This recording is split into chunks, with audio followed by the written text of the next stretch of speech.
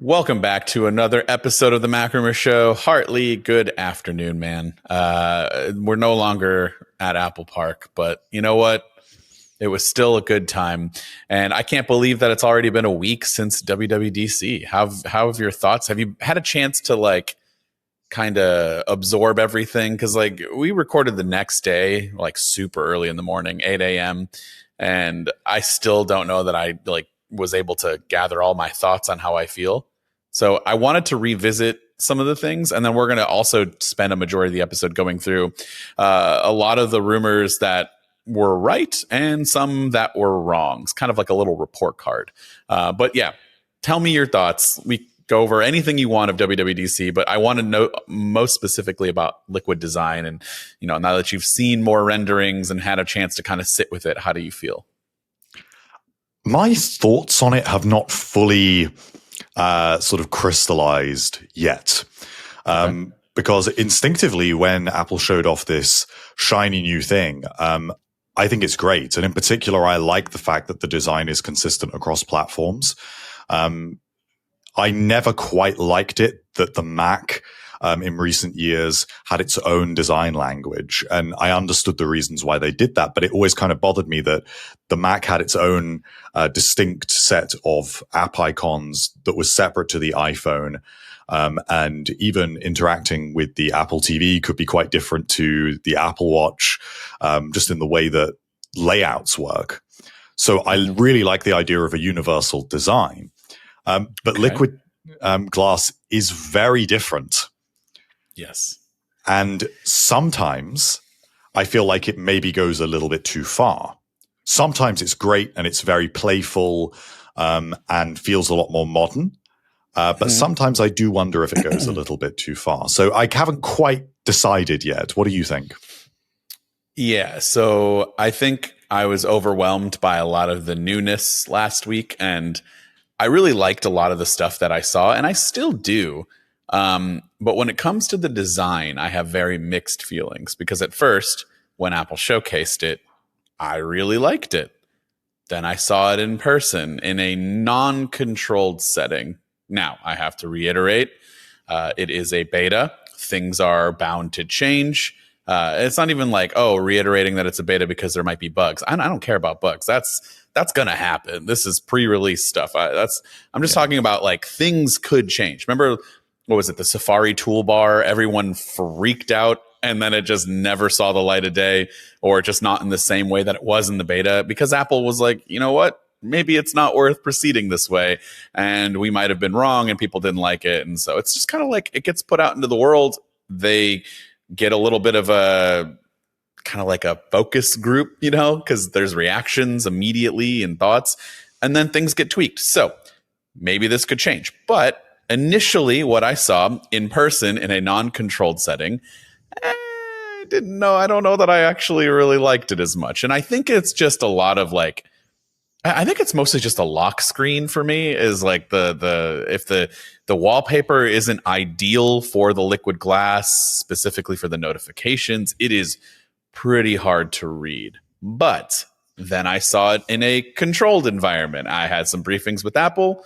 I was able to see everything again, and it looked really good. So I hate to say that you might have to put some work into this, but you might have to put a little work into it in order to make it look well. And it shouldn't be that way. And I feel like Apple will fix some of these issues. And there are, they're not even issues. I think they might fix some of these things and just the way it looks, because in some environments, and again, a beta, so I have to keep stressing that in some environments, it does a really good job of kind of changing as you're scrolling and makes the legibility a lot better.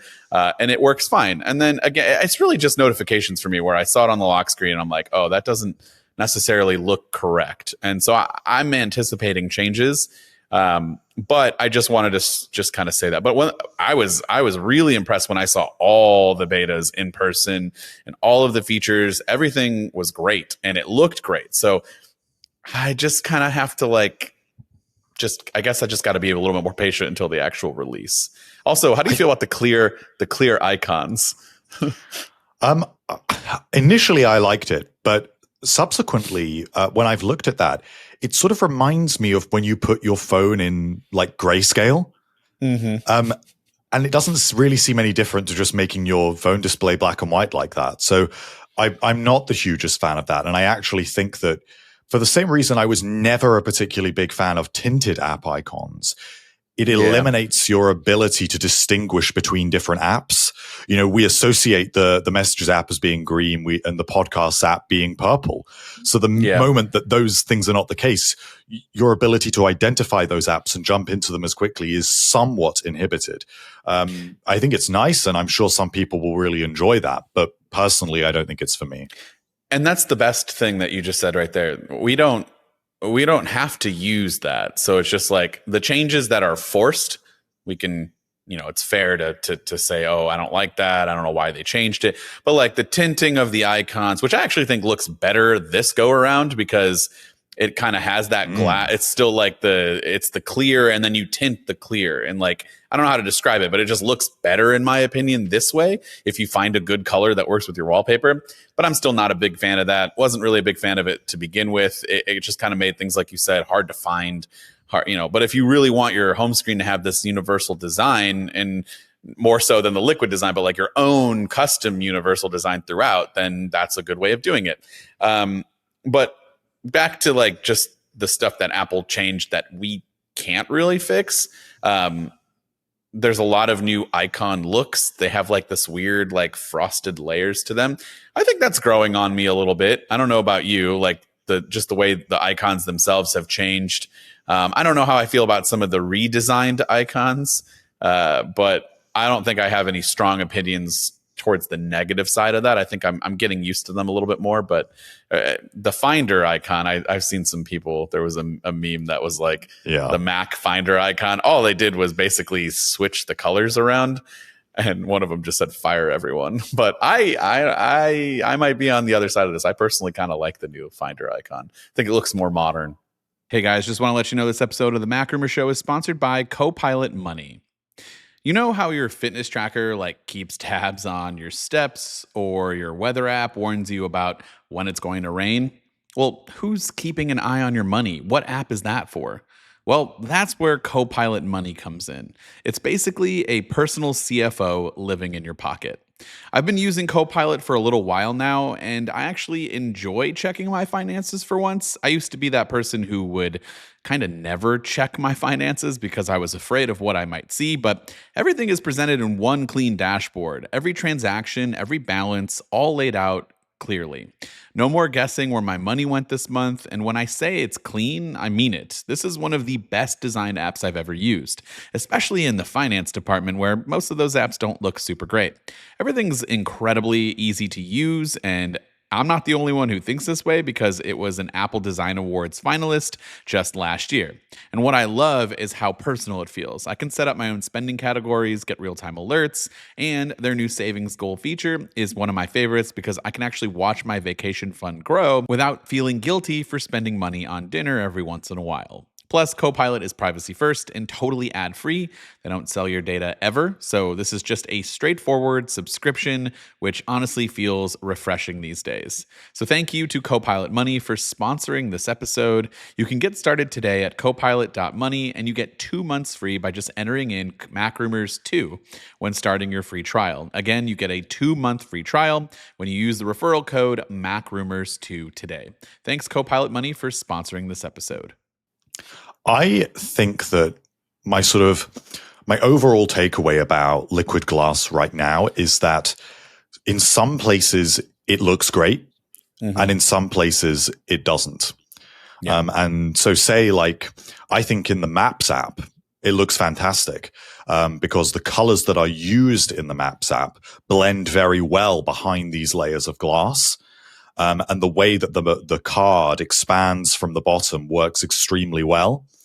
But then in other places, say in the Photos app, where there are many floating buttons above your photo. So say if you have something like a screenshot in Photos that you're looking at, and suddenly there are all of these elements that are floating above the elements that already exist in that screenshot. It is just visually a mess, and you no longer have that separation in a way that you once did. Safari has some similar problems. But then in other apps like Weather, which again is a very simple app with a simple color palette, Liquid Glass looks fantastic.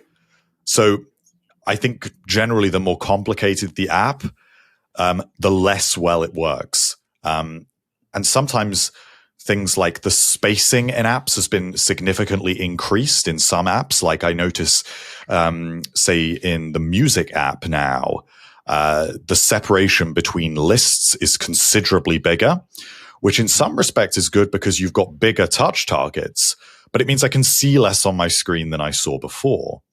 Simultaneously, some menus are more truncated and smaller than they were before. So say if I want to delete a song on my iPad from my music library, that menu is now smaller in every way than it was before. So I now have to squint a little more and get a little closer to the screen to find the button that I am looking for than I did previously. So that also seems a little strange. It's like they've given more space where it didn't need it and less space where actually they did. And I understand that these things are still being polished and perfected, and we'll see where we are when we get to the final release. But it's the nature of redesigning something so comprehensively. It's inevitable that people are going to have these different perspectives about they should have done this and they should have done that. Sure. Yeah, it's only natural. And again, I don't hate the design by any means. I do really like it, but it's just inconsistent in some spots. And I think that's where, we emphasize beta. I think that's where it will change. I feel like that's where it will change. This is not a finished, polished product by any means, but I do really like it overall. And I thought you were going to say in the Photos app, when you switch a lot of the buttons on the tabs, that glass bubble. I love that. I cannot get enough of that. I know it's a little extra and unnecessary, but I think it looks really cool. I like the glass bubble. I think the Clock app is a great example of where that works well, because you've got all 4 tabs remaining as they were before, and you just move that bubble up and down. Where, weirdly, it starts to stress me out a bit is, say, in the Music app, where you appear to have those 4 bubbles, but then once you actually start going into different sections, like if you go into search, all 4 of those tabs disappear, and then you have to tap back over to a home icon to get those tabs to reappear. Yeah. So they aren't persistent in the way that they were before. And that bothers me a little bit. Things feel more hidden than they were before. Like if you want to add a library, if you want to add an album to your library, previously you would just go ahead and press a big X to do that. Now it is buried, and you have to press 3 dots and then add to library. It's just an extra step because they've tried to simplify what you interact with. The same goes for Safari. And I know that there are these different modes for Safari. There are 3 different options for how you want to make Safari display. But by default, the tabs in Safari, if you want to see your tabs, that's buried. So you have to press an icon with 3 dots and then select to see your tabs. And I just know that cool. It looks cool, but I know that a lot of ordinary people will say, yeah, they're going to be, where's that gone? I don't know where that is now. Yeah. And this is where, maybe it'll be like Safari all over again, where some of those things will come back. But, they did fix the Photos app again. They redesigned it again. Do you like this version better? I think it's significantly improved, yes. Yeah, I agree.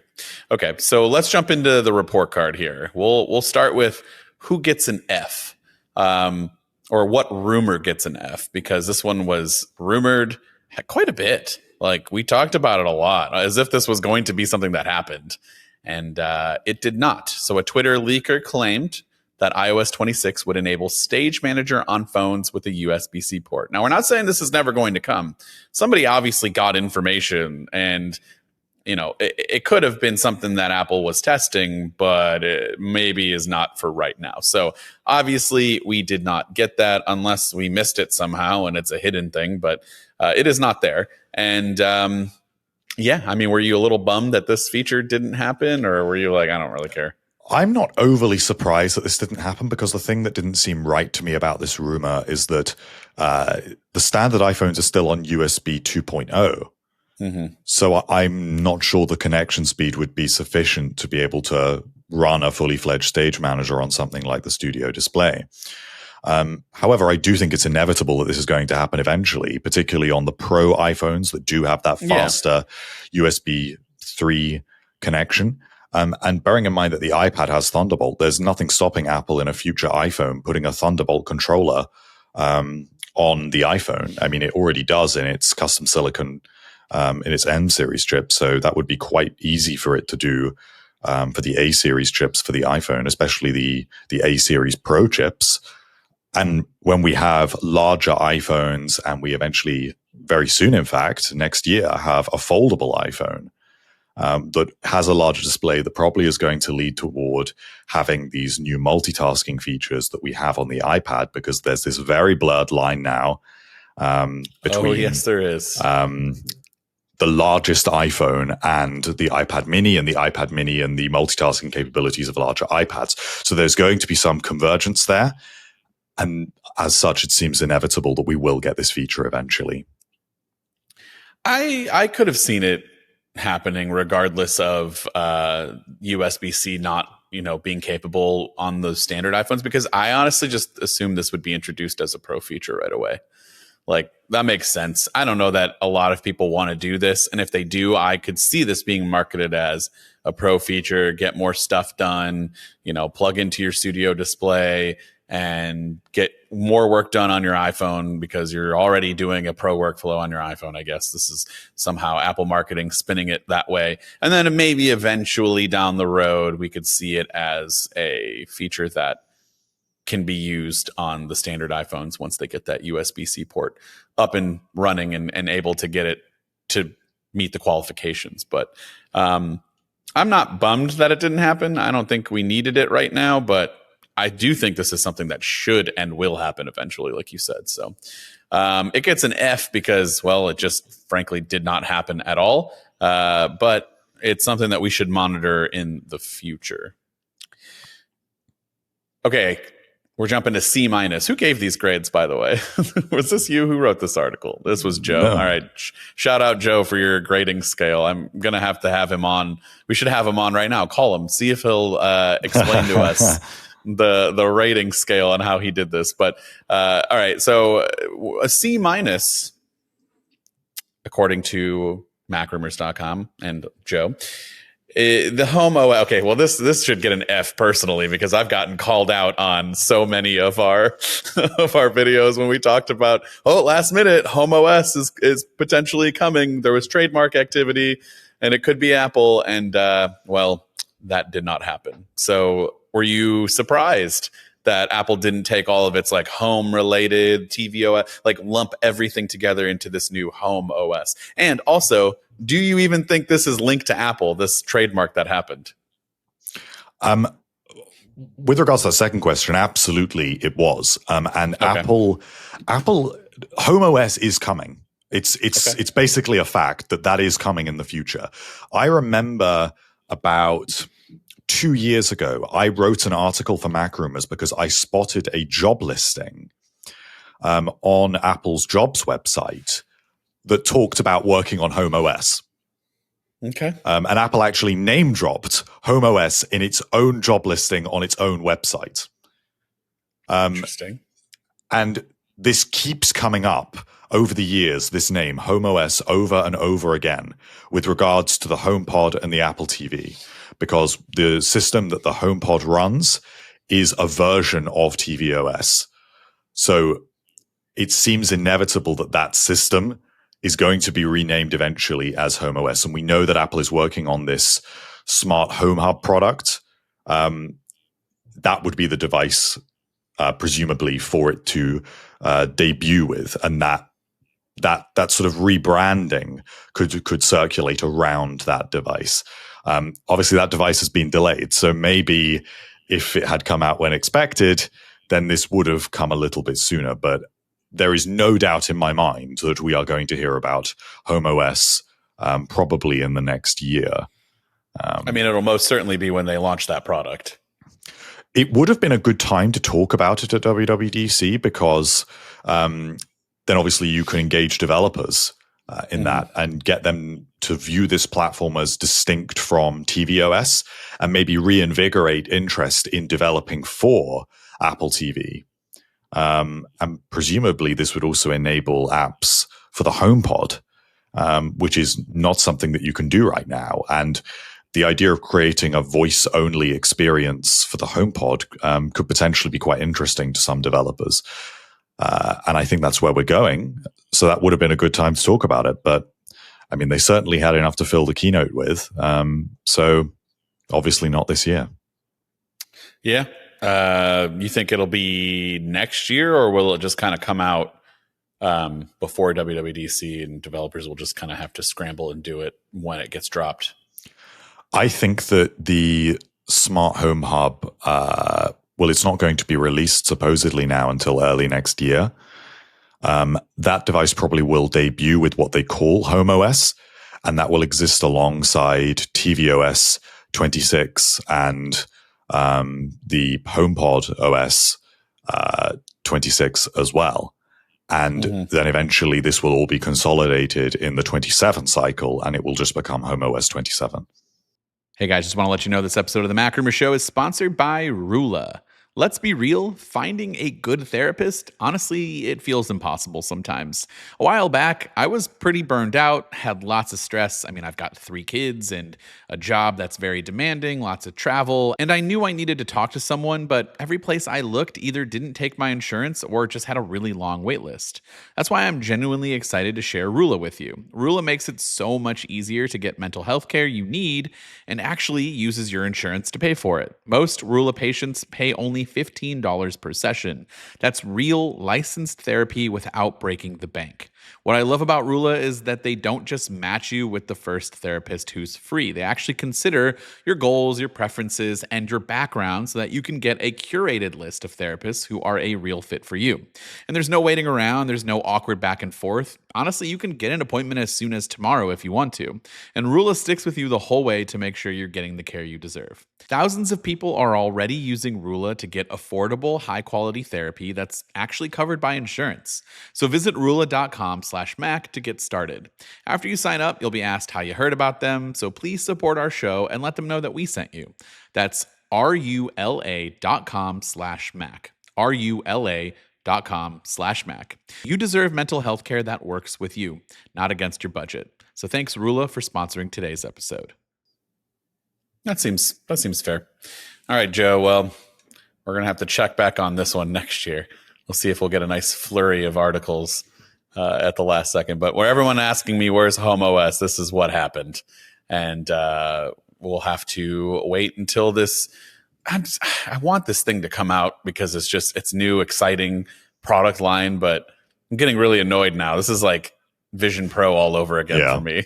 I can't talk about this thing anymore until we get some more concrete evidence and we're getting those invites, to a random event next year, I guess, in February or whenever we do our next retreat, because that's what Apple likes to do.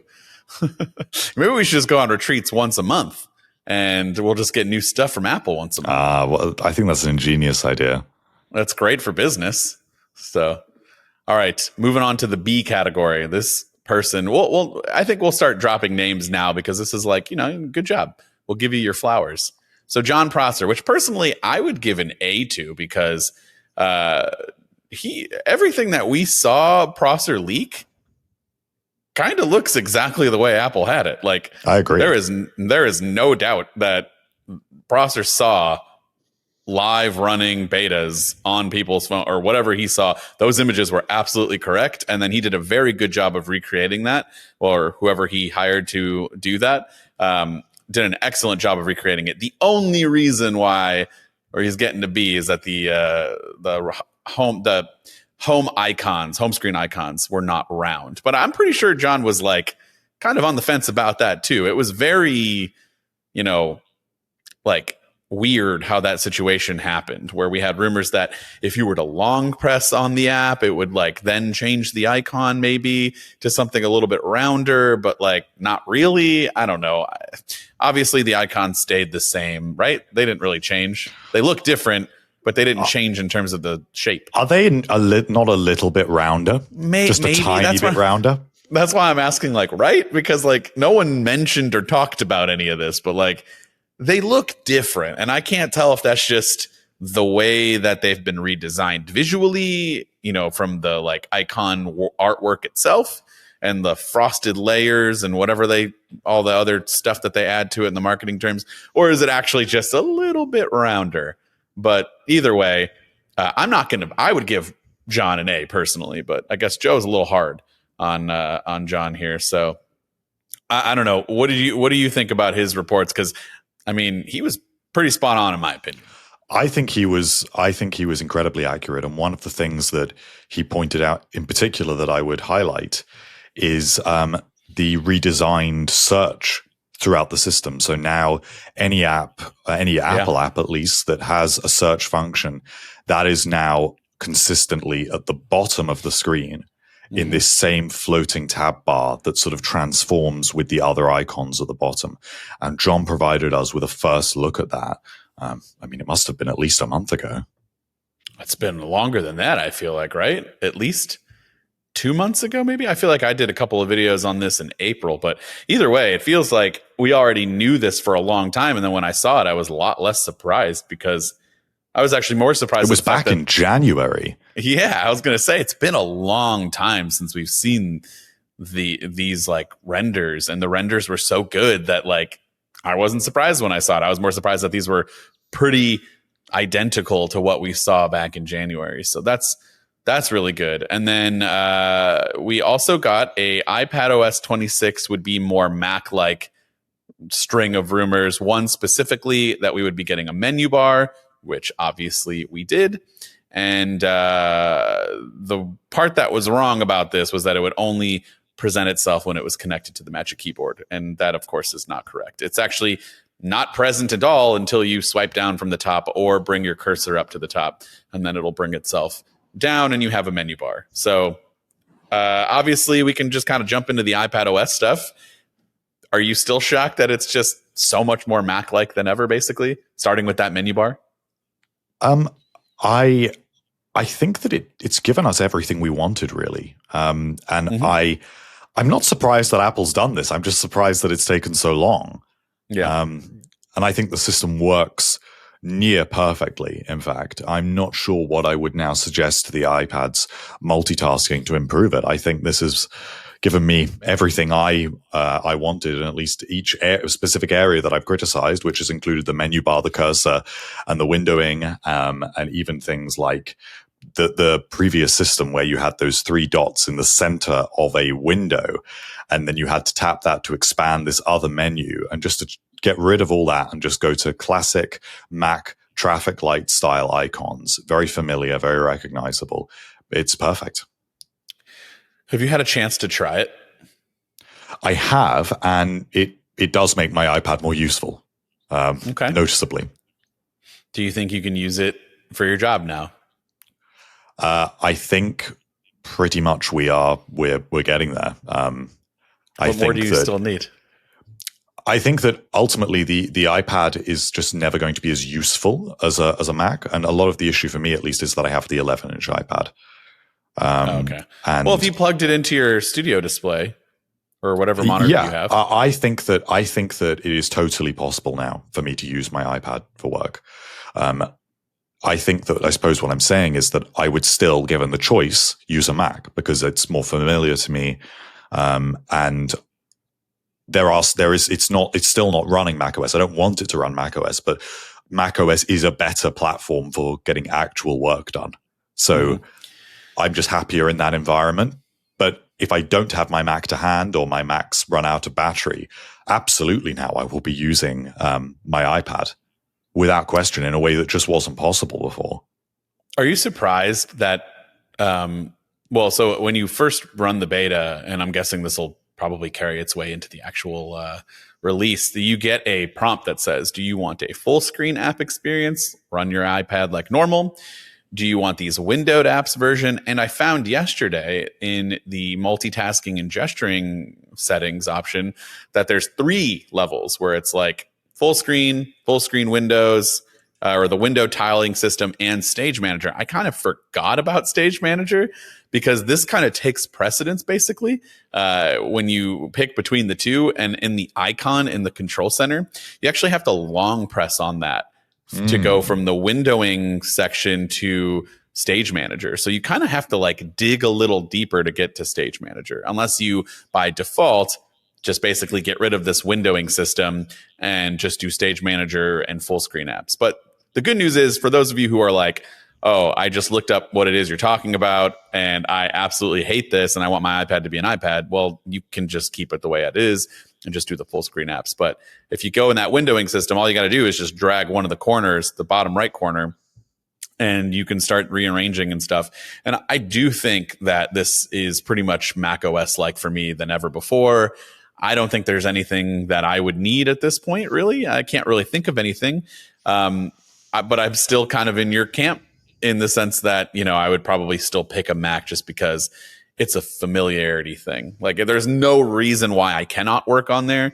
Although Final Cut Pro for iPad is definitely different. So like my main portion of my job, I would still need a Mac for. But if they were to just port a 1-for-1 copy over, it's just more of like, oh, it's a personal preference, not a capability preference. But I've been using the beta. I can say that the window system is amazing. I really like it. It's given me everything I need. I'm not sure if the Mac menu bar right now really makes a whole lot of sense. I don't know why. Like, I just like that it makes it look more macOS like, but when I go up there, there really isn't a lot of options except for like maybe in Safari. And what it's mostly good for is just seeing what the keyboard commands are. Because like otherwise, I don't really need to go up there and do any of the stuff. Maybe as apps and developers, you know, I think the heavy productivity apps, that's where that makes more of a difference. Yeah, like I think if you're running like Photoshop, and I haven't checked in some of the like the heavy hitter apps where you've got a lot of options, but just in daily use, there's no reason for the menu bar to be there for some of the things. So I'm glad that it's kind of a, you know, hide and seek type deal where it's not always there and you have to go actually searching for it in order to get it. I will say, if you hear me and you're like, oh, I'm going to run the beta because this sounds really good, do not put it on your main iPad. Do not put it on any main device. That goes without saying. But I tweeted prematurely that, oh man, this is like working flawlessly. And it does. But there is one fatal bug that I keep encountering, which is incredibly frustrating. So this is more of a PSA, not a rip on Apple, because as I said 1,000 times before, it is a beta. So these things are expected to happen. But if you start running multitasking windows and you're watching a video, which I was doing on my flight home from WWDC, it just bricks your iPad. And like the video will keep playing in the background, but everything's frozen. You cannot do anything. The moment you press a physical button, then the video stops, but you're still just stuck on screen. And the only way to do that is to hard reset, which if you're like me and you needed to figure out how to do that again, I'm going to give you a little tip here. It's up on the volume button, down on the volume down button. So you go one click volume up, one click volume down, and then press and hold the power button until that thing turns black. I couldn't remember how to do what that whole function was, so I'm trying to help people out there with this. But yeah, it happened to me like 6 times. It was very frustrating. So that's what happens when you run a beta. Exactly. And so I just wanted to give everyone a heads up. If you'd run it on an iPad that you're going to use quite a bit and you run into this thing, it's fine. Don't panic. Just do what I said there and it will work totally fine. But there was the pointer icon got fixed too. I know we talked about this briefly, and that's made a world of difference in my opinion. Yeah, I really liked it. All right, last thing, the A people, and really it's just one person, and I guess, I mean, 9 to 5 Mac also got some things we'll talk about, but don't, shout out to 9 to 5 Mac, I guess. Bloomberg's Mark Gurman. Let's give him his flowers. Round of applause. Got a lot of stuff right. Let's just jump through some of these rapid fire. Obviously, the naming convention, iOS 26, iPadOS 26, all of them are now in line with the year 2026. Liquid glass design was, heavily talked about. The iPad getting a lot of those Mac-like features Gurman reiterated and talked about. And then a lot of the new phone and messages apps. Although I don't remember a lot of the phone features being a thing. Mostly the messages app. What phone leaks did he talk about? I don't remember the hold assist and call assist being a thing. I can't say I remember off the top of my head. Yeah, I don't know about that one, but the messages app features we did get. So, have you had a chance to look at the backgrounds and the polls and stuff? I have. I've played around with them a little bit, and at least the backgrounds do go a long way to making conversations feel a little bit more personalized, which is nice, I suppose. It doesn't set the world on fire for me, but I like them, and I guess I like them and I don't like them, and I think it really does just kind of go back to the liquid glass design. They're not all optimized for the backgrounds, so depending on which background you pick, the conversation just looks awful. I'm just going to be upfront and honest with you. If you have a very busy background, it kind of sucks because it's just too much going on and it's really distracting. But if you get a nice colorful background that's like more of a solid or a gradient, then it looks really nice. And obviously the group chat indicators, I don't have anyone that I can test this out with right now, but when that does happen, that will be super helpful because I have come in a ton of different situations where you have, you're frantically typing about something and no one's answering right away, and you're like, oh, are they actually reading this, or is it like, just people are typing and I don't know. So it's good to see that, so you kind of like chill out a little bit on your conversation. I don't know why that's taken so long. That was rumored so many years ago too. There are a lot of features like this that how hard could that be? You wonder why, because iMessage is so popular, and it is really good. But there are also some really compelling third-party messaging apps. I mean, Apple did not invent backgrounds in messages. It was WhatsApp, and then that has spread to many other messaging apps. So Apple's a little bit late to the party there, and they're not to be criticized for that. If anything, I think they should be applauded for adopting a good feature that other companies have proven works. But I'd like to see them continue to do that, because iMessage can definitely function as a little bit more of a social network. Like its integration with things like Find My is quite nice, but it could go further in tying together these different things and contact cards and these other services. One thing I would love to see in the future would be disappearing messages. Yeah. Which is a very popular feature in WhatsApp and in Signal and in other messaging apps, because sometimes you might want to send some personal information to someone, or an address or a number or something, and have the confidence that that will expire. But right now with iMessage, anything that you send there is a permanent record unless both people that receive it, or if it's in a group chat, unless everyone deletes that, which I think is a little bit strange for Apple. That's a company that talk so much about privacy. You'd think they would be one of the first companies to actually introduce support for expiring messages. Yeah, that always bothered me too with like when undo send became a thing, and it was just like, oh well, if this person hasn't updated any of their other things, they're still going to see that message, and it's like, no, just don't deliver the message to that person then. Like, just remove it completely. And I don't like, if they don't have it and I'm sending you, I don't know. I don't know how they would be able to do this, but that always really bugged me, because I'm like, oh, I accidentally sent a message and maybe it was something that was mean and it wasn't. I'm not speaking from any personal things, but like maybe you sent something and you're like, oh crap, I didn't want to send that. So but they still see it on another device. Like that from a privacy perspective, it just doesn't work. But I'm sure it was really hard to manage the behind the scenes there, the back end of that, and how that feature works. But thankfully everybody is seemingly updated to this point. Although I have recently come across a person where I undid send and or I did the undo send feature and it still said this person doesn't have all of their devices updated. And I'm like, come on, bro. It's like we're 2 years already to this point. You need to get on that.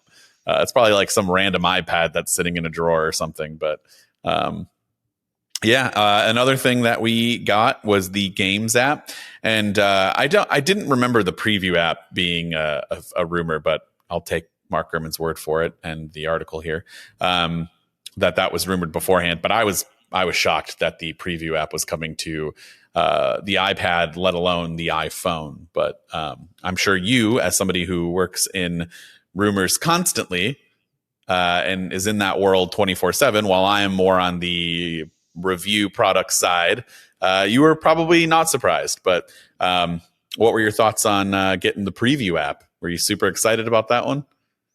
I actually was, Yeah, because I think it was a glaring oversight, especially when you consider that Apple has made so much about the iPad being an app for PDFs that you can mark up with the Apple Pencil. Yeah, there's nothing.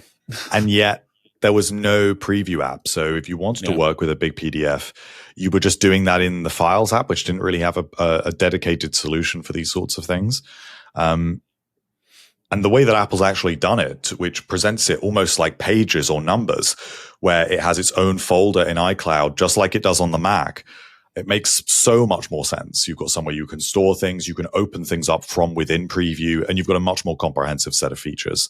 I think it's another thing that's well overdue. I think the only thing now that the iPad is probably missing in this regard is like text edit, where you can just edit plain text without a third-party app, because that is an important thing to be able to do sometimes.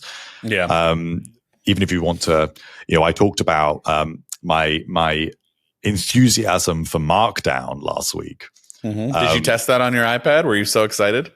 I have tested it, yeah. And it works everything we dreamed of. Okay, good. It's pretty good compared to the options that were there before. I would like to see Apple go further and actually adopt Markdown completely in the Notes app. But when it comes to Markdown files in general, if I have a Markdown file on my iPad, I can't edit that without a third-party app like Obsidian or Ulysses. I have to have those installed. And sometimes I actually don't want to do that. I just want to be able to open it up in TextEdit and see a plain text file. If Apple actually did add the just the TextEdit app to the iPad, at that point, really, it would have everything, at least as far as I can see, my personal needs.